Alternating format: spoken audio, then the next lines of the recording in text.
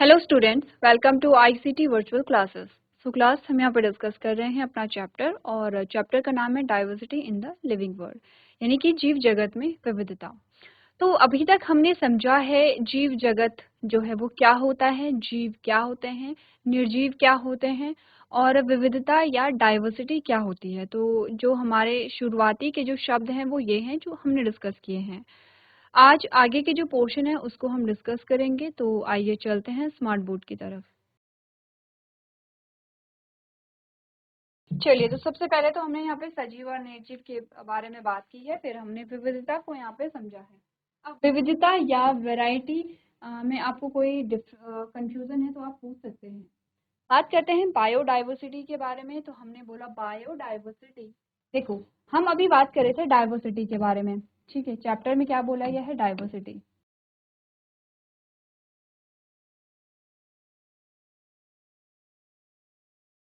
यानी कि विविधता।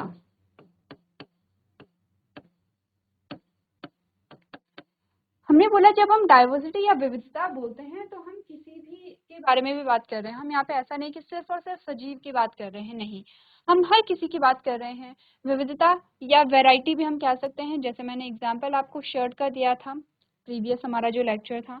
शर्ट जो है वो नॉन लिविंग है, सजीव नहीं है, निर्जीव है। तो विविधता यानी कि वो किसी में भी विविधता हो सकती है, वो चाहे किसी सजीव की बात कर रहे हो या हम निर्जीव की बात कर रहे हो, डाइवर्सिटी में सारे ही इंक्लूड हो जाते हैं। पर अगर क्या हो, अगर मैं बात करूं बायो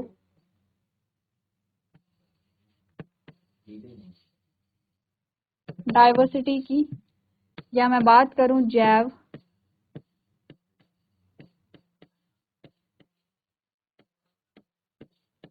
विविधता की, तो अब क्योंकि यहाँ पे शब्द बायो या जैव जुड़ गया है, बायो या जैव का जो मतलब होता है वो जीवन से संबंधित है, यानी कि ये सजीव की बात करता है।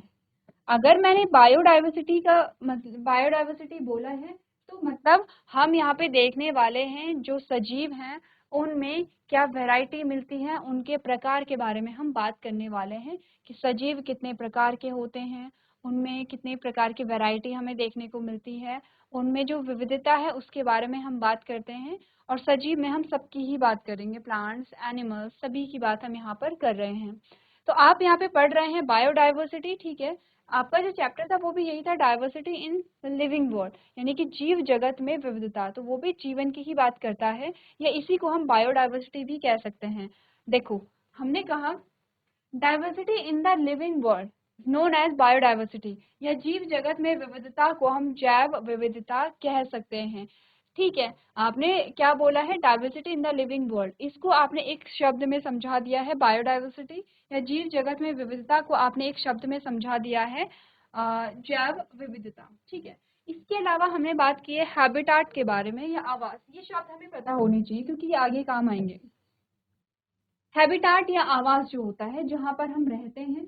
अब देखो, आवास जो होते हैं वो परमानेंट होते हैं, ठीक है, जहाँ हम अपना जीवन यापन करते हैं, जहाँ हमारा जन्म हुआ है, जहाँ हम पले बड़े हैं, जहाँ हमें सारी जो परिस्थितियां हैं वो फेवरेबल मिली हैं, यानी कि यहाँ पे अनुकूल परिस्थितियां मिली हैं, यानी कि हमारे अकॉर्डिंग हमें कंफर्ट जोन वहाँ पे मिला है। हम वहाँ पर क्या करते सकते हैं, अपनी जीविका चलाते हैं। वहां पर ही आप क्या कर रहे हैं, अपनी जो पूरी लाइफ है वो स्पेंड कर रहे हैं, वो हैबिटाट होता है। तो प्रीवियस लेक्चर में मैंने बोला था हैबिटाट भी दो प्रकार के होते हैं। एक होता है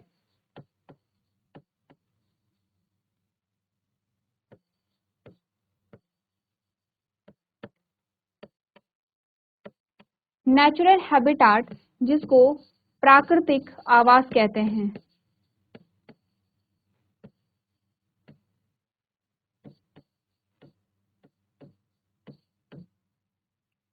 ठीक है। प्राकृतिक आवास जो अभी मैंने डेफिनेशन बताई है वही प्राकृतिक आवास है, कि जहाँ पर आपके पेरेंट्स रहते थे, फिर आपका जन्म हुआ, फिर आप वहाँ पर बड़े पले बड़े हैं, वहाँ पर आप जीविका, ये हर किसी के लिए है, चाहे वो प्लांट्स हो, एनिमल्स हो, वो कोई जीव जंतु हो, वो मनुष्य हो, हर किसी के लिए है कि जहाँ पर वो क्या है, अपना जन्म से वहाँ पर रह रहा है, वहाँ पर सारी जो परिस्थितियां वो उसके अनुकूल हैं, वो वहाँ पर जीवित रहते हैं, अपना जीवन यापन करते हैं, प्रजनन करते हैं और इसी प्रकार से पीढ़ी दर पीढ़ी वो वहाँ पे रह रहे हैं।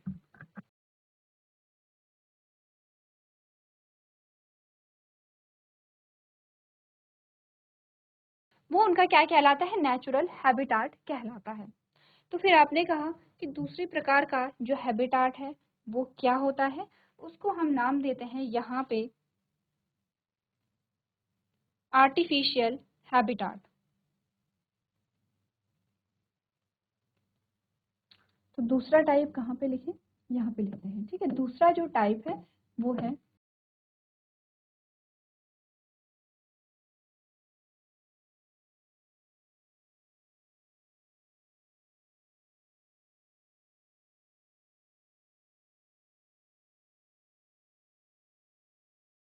Artificial habitat. आर्टिफिशियल हैबिटाट का मतलब होता है कृत्रिम आवास।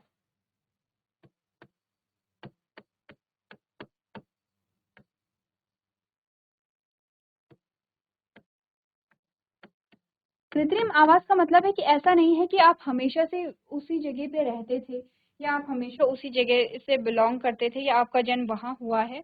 आपको आपके प्राकृतिक आवास से हटा करके किसी नए स्थान पर जब रख दिया जाता है तो वो आपका कृत्रिम आवास कहलाते हैं। हमने प्रीवियस लेक्चर में बोला था जू, जो आप जू घूमने जाते हैं यहाँ पे, तो आपने देखा होगा कि जू में बहुत सारे क्या होते हैं, जीव आपको दिखते हैं अलग अलग। आपको टाइगर भी दिखेगा, आपको लॉयन भी यहाँ पे दिखेगा, आप एलिफेंट देखते हैं, आप डियर देखते हैं, बहुत सारी बर्ड्स आप देखते हैं।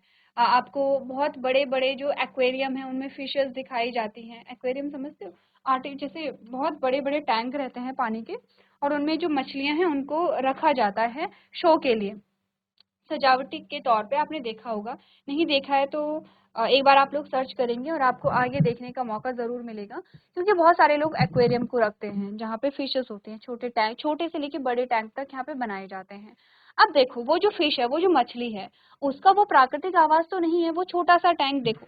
आपने हो सकता है देखा होगा, बहुत जैसे बहुत जगह शॉप में रहते हैं, कई अपने घरों में भी रखते हैं, आपने टीवी में देखा होगा कि ऐसे टैंक है, ये टैंक है, ठीक है। इस टैंक में पानी भर दिया है, इसमें कुछ पत्थर डाल दिए हैं, कुछ प्लास्टिक के पौधे जो है वो लगा दिए जाते हैं और इनमें छोटी छोटी जो है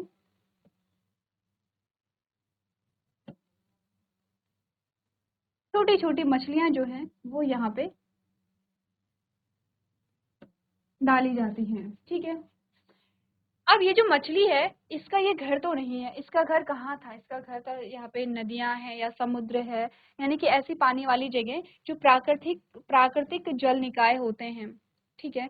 नेचुरल वाटर बॉडीज होती हैं, समुद्र हो गए हैं, सागर हो गए हैं, नदियां हो गई हैं, झील हो गया है, तो वहां पर इनका घर था। वो टैंक इनका घर नहीं था, तो टैंक इनका क्या है यहाँ पे, आपने कहा आर्टिफिशियल हैबिटाट या कृत्रिम आवास होगा। इनका प्राकृतिक आवास कहाँ है, जल निकाय। जल निकाय या वाटर बॉडीज, जल निकाय या वाटर बॉडीज किसको कहते हैं, जो जहाँ पे जो पानी है वो पाया जाता है, यानी कि झरने होते हैं, नदियां होती हैं, तालाब होते हैं, समुद्र होते हैं, ये सारे यहाँ पे क्या होते हैं, जल निकाय होते हैं, ठीक है।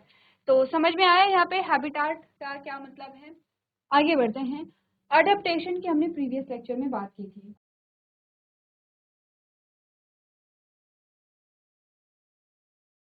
अब देखो इसी को हम एग्जाम्पल लेते हैं, हैबिटेट के बेसिस पे ही लेते हैं। हमने कहा एक फिश है, वो यहाँ पे क्या रहती है, हमेशा पानी में रहती है, जल निकाय में रहती है, जैसे कि वो नदियों में रहती है या तालाब में पाई जाती है। तो यहाँ पर क्या है, मछलियाँ रहती हैं। अब यहाँ से मछलियों को क्या कर दिया गया है, एक्वेरियम में रख दिया है, जो बड़े बड़े वाटर टैंक हैं उनमें रख दिया गया है। उन्हें फैसिलिटीज दी जाती है, ऐसा नहीं कि एक बार पानी भर दिया तो हमेशा ही रहेगा, नहीं। वहाँ पे ऑक्सीजन सप्लाई करनी होती है, ठीक है। जो वाटर है उसको उसमें मोटर यहाँ पे चलाई जाती है, उन्हें टाइम टू टाइम खाना देना पड़ता है। तो ये सारी जो चीज़ें हैं वो ध्यान में रख करके जो उनका प्राकृतिक आवास है वो तैयार किया जाता है, जो कि एक टैंक है। अब वो जो मछली है, अगर वो उस टैंक जिसको हम एक्वेरियम कह रहे हैं उसके अनुसार खुद को ढाल ले तो वो जीवित रहेगी, ठीक है। वो क्या करेगी, वो जीवित रहेगी। अगर वो उस टैंक के अनुसार खुद को नहीं ढाल पाएगी तो उसकी मृत्यु हो जाएगी, उसकी डेथ हो जाएगी। तो आपने कहा कि अगर वो जो मछली है वो अपने आप को उस टैंक के अकॉर्डिंग यहाँ पे चेंज कर ले, उस टैंक के अकॉर्डिंग खुद को यहाँ पे एडजस्ट कर ले, या उस टैंक के इन्वायरमेंट के अकॉर्डिंग खुद को ढाल ले, मतलब कि उसने अडॉप्ट कर लिया है, उसने नई परिस्थिति जो है उसमें रहना सीख लिया है, और इसी को अडप्टेशन कहते हैं, यानी कि परिस्थिति के अनुसार खुद को बदल लेना, that is known as adaptation. और वो हर जीव को करना पड़ता है। तो बहुत साल, देखो ऐसा नहीं है कि फ्रीक्वेंट चेंज होते हैं कि साल दर साल चेंज आ रहे हैं। देखो चेंजेस आते हैं, लेकिन वो इतने छोटे चेंजेस होते हैं जो हमें पता भी नहीं चलते हैं। बहुत सालों बाद जब देखा जाता है तो बहुत चीज़ों में, क्लाइमेट में चेंज आ जाता है, इन्वायरमेंट में चेंज आ जाता है। क्लाइमेट में जो टेम्परेचर है, जो यहाँ पे सीजन है, उनमें स्लाइटली शिफ्ट देखने को मिलता है, चेंज देखने को मिलता है।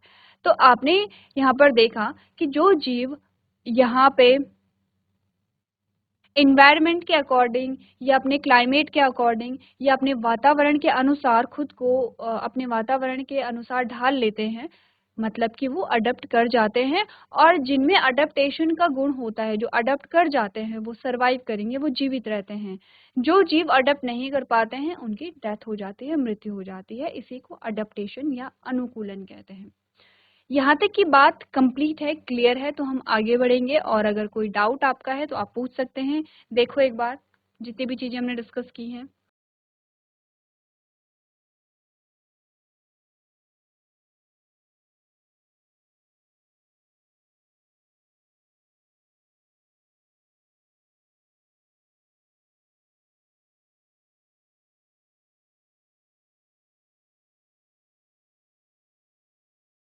चलिए आगे बढ़ते हैं और बात करते हैं यहाँ पे ग्रुपिंग क्या होती है।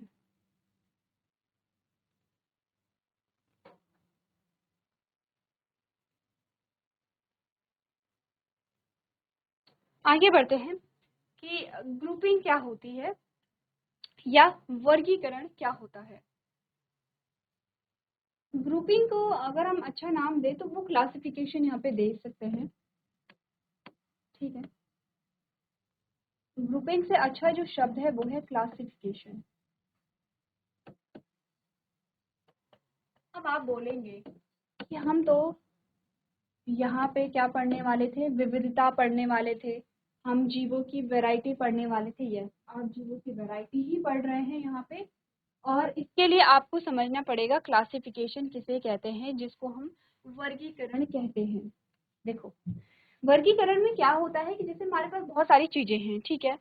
अब हमें आइडिया नहीं होता है कि कौन सी चीज हमारे पास कितनी है। फॉर एग्जाम्पल आपके पास क्या है यहाँ पे, कुछ बहुत सारी चीजें हैं, जैसे कि आपके पास पेंसिल है, ठीक है। आपके पास यहाँ पे क्या है, कॉपी है। आपके पास यहाँ पे क्या होगा, बुक होगी, ठीक है।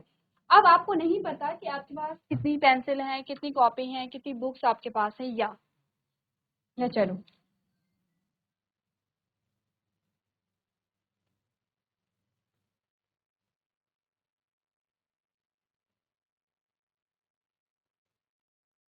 या देखो, ये अच्छा एग्जाम्पल ये है कि आपके पास कितने हैं,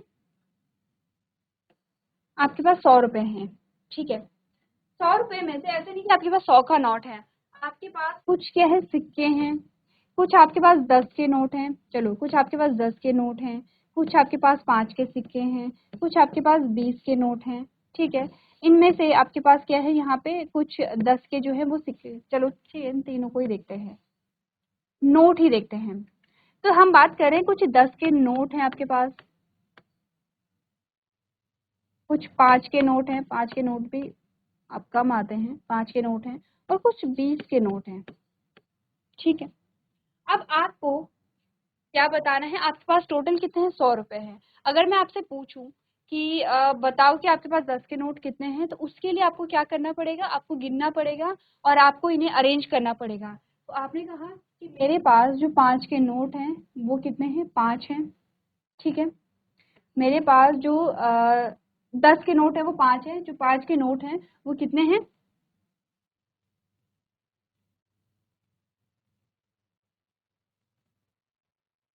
वो 6 हैं, और जो 20 का नोट है वो कितना है, 1 है। तो 10, जो 10 के नोट हैं वो 5 है, तो कितने हो गए हैं, 50। 5 के नोट कितने हैं, 6 हैं, तो कितने हो गए हैं, 30। एंड 20 का नोट कितना है, 1 है, तो ये हो गया है 20। अब इनको ऐड करो, आप देखेंगे आपके पास 100 रुपये आ गए हैं। तो आपने क्या किया यहाँ पर, आपने यहाँ पे वर्गीकृत किया है। कैसे वर्गीकृत किया है, समान गुणधर्म के आधार पे। देखो आपके पास क्या क्या थे, 10 के नोट थे, कितने नोट थे, 5 नोट थे। तो क्योंकि वो 5 नोट जो है वो 10 के हैं, मतलब वो एक जैसे हैं, आपने उनको एक ग्रुप में रखा है, तो आपने एक ग्रुप ये बना दिया है। आपके पास जो 5 के नोट थे वो कितने थे, 6 थे, ये इनमें समान गुणधर्म है, तो ये है आपने 2 ग्रुप बना दिए हैं। आपके पास 20 का नोट कितना था, 1 था, तो आपने इसका तीसरा ग्रुप यहाँ पे बना दिया है। तो आपने क्या किया, यहाँ पे गुणधर्म के आधार पे आपने यहाँ पे वर्गीकरण किया है। या दूसरा एग्जाम्पल देखते हैं जरूर।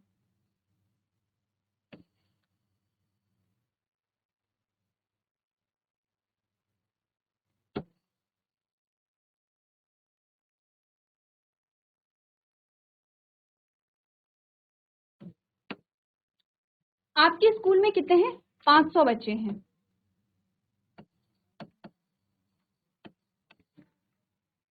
इन 500 बच्चों को क्या आप एक ही ग्रुप में रखते हैं या नहीं रखते हैं, यस और नो। हम इनको अलग अलग ग्रुप में रखते हैं। इनमें से कुछ बच्चे क्लास 6 के होंगे, इनमें से कुछ बच्चे क्लास 7 के होंगे, इनमें से कुछ बच्चे क्लास 8 के होंगे, ऐसे ही 9th,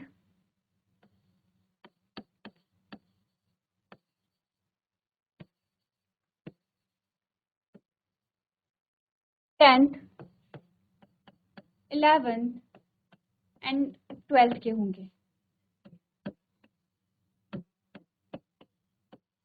ऐसा होता है। हमने कहा इन 500 बच्चों को आप एक ही ग्रुप में नहीं रखते हैं, आप इनको अलग अलग ग्रुप में रखते हैं। कुछ बच्चे 6 में, 7th में, 8th में, 9th में, 10th में, 11th में, 12th में, ऐसे आपने क्या किया है, यहाँ पे इनको अलग अलग ग्रुप में रखा है। अच्छा, किस आधार पे आपने इन ग्रुप्स में रखा है, देखो वो सारे बच्चे क्लास 6 में आएंगे जो 5th क्लास को पास करके आए होंगे, वो सारे बच्चे क्लास 7th में आएंगे जो क्लास 6 को पास करके आए होंगे, और ऐसे ही हर क्लास में होगा। क्लास 6 के जो बच्चे हैं वो सारे बच्चे 5th पढ़ करके आए हैं, तब जाकर के वो क्लास 6 में आए हैं। उनकी जो उम्र होती है, जो एज होती है, वो लगभग सेम होती है, उन सभी ने क्लास 5th में सेम चीजें पढ़ी हैं, और तब जाकर के वो क्लास 6 में आए हैं। ऐसा ही क्लास 7th में वो बच्चे जाएंगे जिन्होंने क्लास 6 पास कर ली है, क्लास 6 में उन्होंने एक जैसी चीजें पढ़ी हैं, और अब वो 7th में आ जाएंगे। ऐसे ही 8th, 9th, 10th, 11th, 12th सारी क्लासेस के लिए होता है। तो आपने कहा कि हम यहाँ पे क्या कर रहे हैं, ग्रुप बना रहे हैं, अलग अलग ग्रुप बना रहे हैं। ये ग्रुप ही तो हुए जो आपकी क्लास है, मतलब वो ग्रुप ही तो हुआ है। एक ग्रुप है जिसका नाम क्लास 6 है, एक ग्रुप है जिसका नाम क्लास 7th में है। अब ऐसा होता है कभी, आपने ऐसा कभी देखा है कि क्लास 6 में जो है वो क्लास 12th का बच्चा बैठ जाता है, ऐसा नहीं होता है। क्लास 6 में वही बच्चे पढ़ते हैं जो क्लास 5th को पास करके आए हैं। क्लास 11th को पास करके जो बच्चा जाएगा वो क्लास 12th में ही जाएगा, क्लास 6 में नहीं आता है, ऐसा नहीं होता है। तो कुछ समान गुणधर्म जो है उनके आधार पे, जिनमें एक जैसे गुण, एक समान गुण पाए जाते हैं, उनको हम एक ग्रुप में रखते हैं। जैसे कि क्लास 6 एक ग्रुप है जिसमें फॉर एग्जाम्पल मान लो उसमें 50 बच्चे हैं, फॉर एग्जाम्पल मान लो 50 बच्चे हैं। अब ये 50 के 50 बच्चे जो हैं इनमें एक समान गुण होगा कि ये सारे बच्चे 5th क्लास को पास करके आए हैं। क्योंकि इनमें एक जैसा गुण था इसीलिए इन्हें क्या कर दिया हमने, यहाँ पे क्लास 6 में रख दिया है। अब देखो, मैंने बोला एक जगह पे 55 बच्चे हैं। इन 55 बच्चे में से हमने कहा 50 बच्चे ऐसे हैं जिन्होंने जो 5th क्लास है वो पास की है, जिन्होंने 5th क्लास या 5वीं कक्षा पास की है। इनमें से 5 ऐसे बच्चे हैं जिन्होंने 6th क्लास पास की है। क्या इन 55 जो बच्चे हैं इनको आप एक ही ग्रुप में रखेंगे या अलग अलग ग्रुप में रखेंगे? अलग अलग में रखेंगे, क्योंकि इन दोनों में अलग अलग गुणधर्म हैं। ठीक है, ये जो 50 बच्चे हैं ये 5वीं कक्षा पढ़ करके आए हैं, और ये जो 5 बच्चे हैं ये 6वीं कक्षा पढ़ करके आए हैं, और इसीलिए हमने कहा इन 5 बच्चों की अपना एक अलग ग्रुप होगा और इन 50 बच्चों का अपना एक ग्रुप होगा। तो हम क्या करते हैं, समान गुणधर्म, ठीक है, एक जैसे कैरेक्टर वाले जो जीव हैं, हर किसी के बारे में बात हो रही है, प्लांट्स, एनिमल्स, ह्यूमन बीइंग, सबके बारे में बात हो रही है कि जो ऐसे जीव जो एक जैसे गुण को रखते हैं उनको हम एक ग्रुप में रखते हैं। ठीक है, ऐसे जीव जो अलग अलग गुणों को रखते हैं उनको हम अलग अलग ग्रुप में यहाँ पर रखते हैं। एक बार देखो और ऐसे ही कुछ और एग्जाम्पल सोचो जिसमें हम यहाँ पे अलग अलग ग्रुप को बनाते हैं। एक बार सोचो।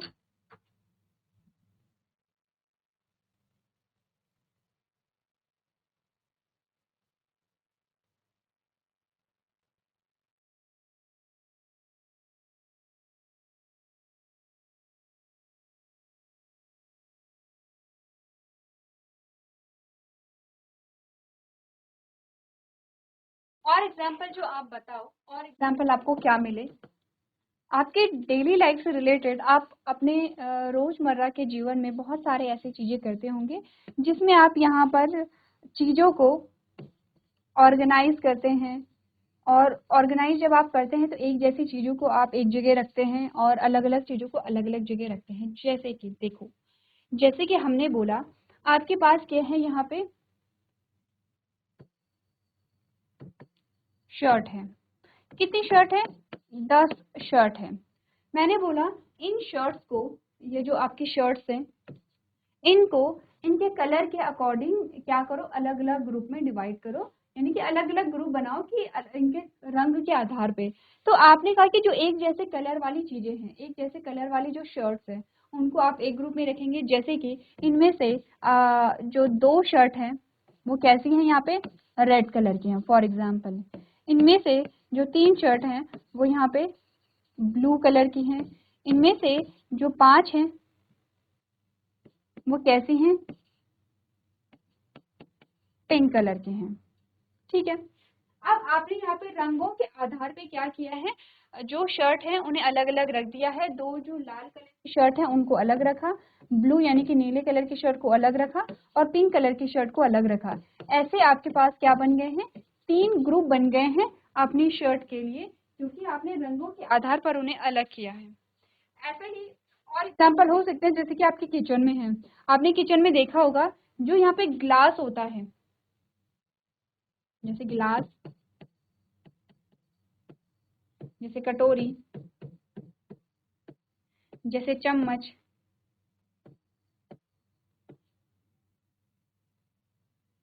ये सारी जो चीजें हैं आपने कहा सब यहाँ पे क्या हो रखी है, इकट्ठी हो रखी हैं। ठीक है, सब एक ही बॉक्स में रखे हुए हैं, ये एक ही टोकरी में गिलास भी है, कटोरी भी है, चम्मच भी है, या थाली भी है, सब चीजें रखी हुई हैं। अब आपको बोला गया कि इनको ऑर्गेनाइज करो। आप थाली अलग रखेंगे, आप ग्लास को अलग करेंगे, जो जो भी जितने भी ग्लास होंगे, वो चाहे 2 हैं 4 हैं, जितने भी ग्लास हैं उनको अलग रखेंगे। कटोरी आप अलग रखते हैं, चम्मच आप अलग रखते हैं। थाली जो है अगर इनका नंबर 4 है तो ये अलग रखेंगे, ग्लास जो है वो 6 है, ये अलग आप रखेंगे, कटोरी 6 है, चम्मच जो है वो 12 है। तो ऐसे करके आपने क्या किया है, यहाँ पे जो एक जैसी चीजें हैं, जैसे थाली 4 है एक जैसी हैं, अलग आपने रखी हैं। जैसे जो चम्मच है वो 12 चम्मच है, एक जैसे हैं, आपने वो अलग रखे हैं। तो आपने इन सारे एग्जाम्पल से, अभी तक जितने भी एग्जाम्पल हमने यहाँ पे किए हैं, उनसे आपको ये चीजें तो समझ में आ गई हैं कि ग्रुप बनाना, यानी कि हम क्या करते हैं, चीजों के ग्रुप बनाते हैं। क्यों बनाते हैं, उनके गुणधर्मों के आधार पे एक जैसे गुण जिनमें होते हैं उनको एक ही ग्रुप में रखा जाता है, और जिनमें अलग अलग गुण होते हैं उनको अलग अलग ग्रुप्स में रखा जाता है। अब जैसे कि हमने स्कूल का यहाँ पे एग्जाम्पल लिया, हमने कहा अलग अलग जो क्लासेस हमारी हैं वो अलग अलग ग्रुप हैं। ठीक है, वैसे ही अगर हम क्लास में भी बोले कि बताओ क्लास में जो आपके ग्रुप्स हैं, अगर आप क्लास में ग्रुप बनाएंगे तो कैसे बनाएंगे, आपने कहा हम ग्रुप बना सकते हैं कि क्लास में कितने बॉयज हैं कितने गर्ल्स हैं। ठीक है, तो इसके आधार पे हमारे पास, जैसे क्लास 6 में हम बोलेंगे कितने बॉयज हैं, फॉर एग्जाम्पल 50 बच्चे थे, 50 बच्चों में से 25 बच्चे जो हैं वो बॉयज़ हैं और 25 बच्चियां जो हैं वो गर्ल्स हैं। तो हमने 2 ग्रुप बना दिए हैं, ठीक है। ऐसे ही आपने देखा होगा कि आपके जो क्लास है उसमें ऐसे ही बहुत सारे ग्रुप बने होते हैं। जैसे कोई कल्चरल प्रोग्राम है, कोई आपके स्कूल में फंक्शन है, अब उस फंक्शन में क्या होता है, कुछ बच्चे डांस कर रहे हैं, कुछ बच्चे गाना गा रहे हैं, कुछ बच्चे एक्ट कर रहे हैं। अब जो बच्चे डांस कर रहे हैं उनका अपना एक अलग ग्रुप होगा, जो बच्चे यहाँ पे गाना गा रहे हैं उनका अलग ग्रुप होगा, और जो एक्ट कर रहे हैं, जो नाटक में भाग ले रहे हैं, उनका अलग ग्रुप होता है। तो इन शॉर्ट हमने ये समझा है कि समान गुणधर्मों के आधार पर हम क्या करते हैं, या जो गुणधर्मों के आधार पर हम क्या करते हैं, यहाँ पे अलग अलग ग्रुप बनाते हैं। ग्रुप को हम वर्ग कहते हैं, वर्ग। तो ग्रुप बनाने की प्रक्रिया या वर्ग बनाने की प्रक्रिया को हम वर्गीकरण कहते हैं, या ग्रुपिंग कहते हैं, या क्लासिफिकेशन कहते हैं। क्लासिफिकेशन का मतलब वर्गीकरण होता है, वर्गीकरण का मतलब होता है वर्गों को बनाना। वर्गों को बनाना यानी कि ग्रुप्स को बनाना। ग्रुप्स को हम कैसे बनाते हैं, उनके गुणधर्मों के आधार पर हम यहाँ पे ग्रुप बनाते हैं। तो पढ़ ले हमें क्या बताया गया है। हमें बताया गया है we can sort plants and animals based on their similarities and differences. The method of arranging things into categories with common characteristics is called grouping. हमने बात की है हम पौधे और जीवों को उनकी समानताओं और भिन्नताओं के आधार पर वर्गीकृत कर सकते हैं। समान विशेषताओं वाली चीजों को श्रेणियों में व्यवस्थित करने की विधि को वर्गीकरण कहते हैं। तो अभी तक तो हमने वर्गीकरण के जो उदाहरण देखे हैं वो हमने अपने रोजमर्रा के जीवन के आधार पर यहाँ पर देखे हैं। इस चैप्टर में हम वर्गीकरण पढ़ रहे हैं। तो इस चैप्टर में वर्गीकरण हम क्यों पढ़ेंगे, क्योंकि हमें क्या देखना है, जीव जगत में हमें क्या देखना है, विविधता पढ़नी है, वैरायटी हमें देखनी है। तो हमने कहा कि अगर आप अपने आसपास देखेंगे, जीव जगत में आप अपने आसपास जीवों को देखेंगे जिसमें आपको बहुत सारे पेड़ पौधे, बहुत सारे पशु पक्षी, बहुत सारे आपको सूक्ष्म जीव हमें दिखाई नहीं देते लेकिन वो प्रेजेंट होते हैं। तो चलो पेड़ पौधे और जीव जंतु या पशु पक्षी तो हम कह सकते हैं। तो आपको बहुत सारे यहाँ पे क्या मिलेंगे, जीव देखने को मिलेंगे। अगर मैं आपसे पूछूं कि ये सारे ही जीव हैं, ठीक है, पेड़ पौधे भी जीव हैं और पशु पक्षी भी जीव हैं, तो क्या इनको एक ही ग्रुप में रखा जा सकता है या एक ही ग्रुप में इनको रखा जाएगा? जरा सोचिए। आपके पास क्वेश्चन ये है, प्लांट्स और एनिमल्स, पेड़ पौधे और जीव जंतुओं को क्या एक ही ग्रुप में रखा जा सकता है? ये आपके लिए क्वेश्चन है, होमवर्क में नोट करो, मैं आपको लिखवा रही हूँ। चलो क्वेश्चन क्या है, क्या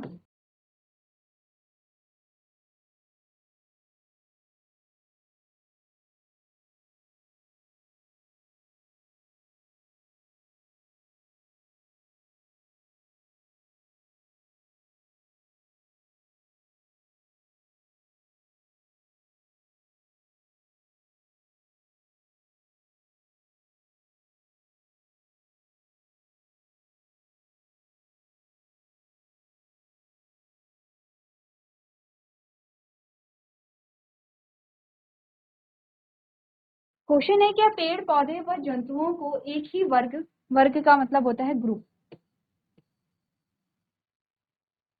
एक ही ग्रुप में रखा जा सकता है? चलो नोट करो और ये क्वेश्चन आपके होमवर्क में है। एक बार सोच करके लेकर के आना इस क्वेश्चन का आंसर क्या हो सकता है।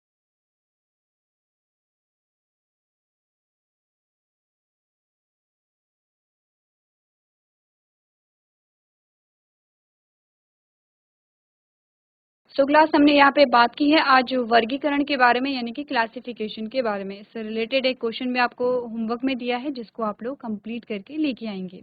तो आज के सेशन में हम इतना ही करेंगे। अभी तक क्लास में बने रहने के लिए आपका धन्यवाद।